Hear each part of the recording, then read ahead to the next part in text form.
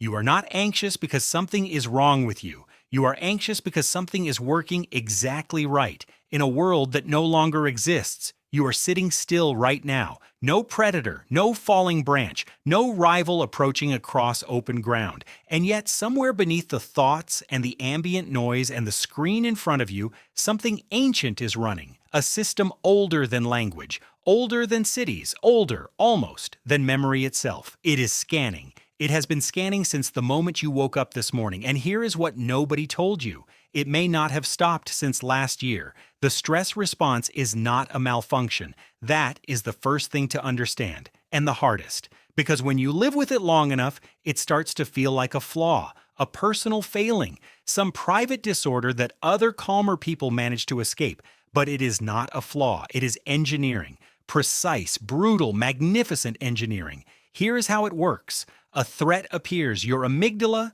a small almond-shaped structure buried deep in the brain, fires before your conscious mind even registers what happened. Not a beat after, not simultaneously. Before, in milliseconds, cortisol and adrenaline flood your bloodstream, your heart rate spikes, digestion halts, vision narrows to a tunnel, muscles prime themselves for one of three outputs: run, fight, freeze. The whole cascade takes less time than it takes to read a sentence, and then, if you survive, something happens. The threat ends. The predator is gone. The danger resolves. Your body moves, breathes, shakes, settles, and your nervous system receives the signal it was always waiting for. All clear. That is the full cycle. Activation, resolution, return to baseline.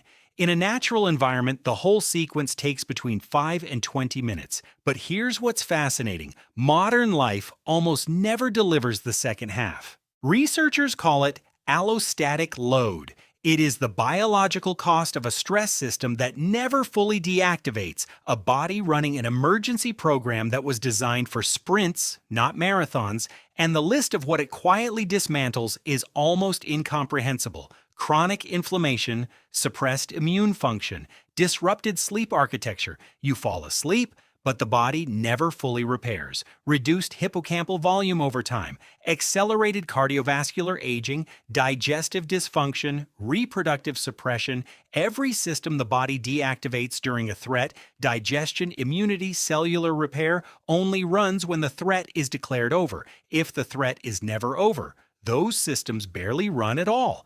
But here is where things get genuinely strange. The threat does not have to be real. Your amygdala cannot distinguish between a lion in the grass and an email from your boss at 11 p.m., between a charging animal and a news headline, between physical danger and a passive-aggressive message in a group chat. It processes all of them through the same neurochemistry, the same activation cascade, the same demand for a resolution that may never come. Then something strange happened, or rather, something strange stopped happening. Your ancestors had something you probably don't. After a threat resolved, they moved. Their bodies discharged the activation energy physically, shaking, breathing, visible release, and then crucially, they were seen by others. They returned to people who witnessed their survival, who confirmed through face and voice and presence that the danger had passed. The neurologist Stephen Porges calls this co-regulation.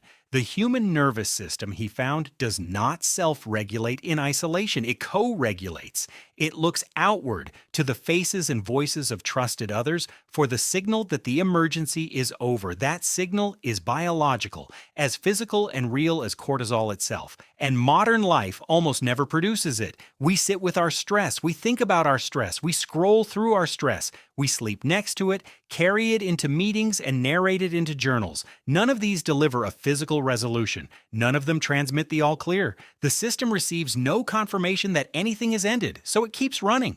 And this is where things get interesting, because there is something your intellect cannot do. You can know with full cognitive certainty that everything is fine, that the email doesn't matter, that you are safe, that statistically, rationally, objectively, nothing is threatening you, and your body will not believe you, not because your body is irrational, but because the amygdala is not downstream of logic. It is upstream. It fires before language, before reasoning, before the part of you that forms sentences and builds arguments even becomes aware that anything happened. Telling yourself to calm down is like shouting instructions into a room where no one speaks your language. The body is not waiting for your conclusions. It is waiting for a signal it was built to receive. What scientists discovered next changed everything about how we understand modern distress, because when you map the neurobiology of chronic anxiety onto the architecture of contemporary life, the constant connectivity, the ambient news cycle, the social comparison, the isolation dressed up as convenience, what you find is not a generation of broken people. You find a perfectly functional alarm system installed in an environment that never turns it off. Millions of people are living this way right now. They wake up tired, not because they didn't sleep, but because rest requires a nervous system that believes it's safe. They move through days that look, on paper, perfectly fine, good jobs, people who care about them, no imminent danger, and yet there is this persistent gap between the life the mind can describe and the life the body can feel, between knowing and believing, between fine and feeling fine, and they assume the gap means something is wrong with them. It doesn't. Here is the realization that takes a long time to arrive. The body you are living in was not built for this world. It was built for a world of intermittent, resolvable threats, a world with clear endings, with physical movement, with witnessed resolution, with the warm, nervous system of another person nearby to confirm you made it. That world is mostly gone, but the hardware remains, running the same program it has always run, waiting with perfect fidelity for a signal the modern world almost never sends. You are not anxious because you are broken.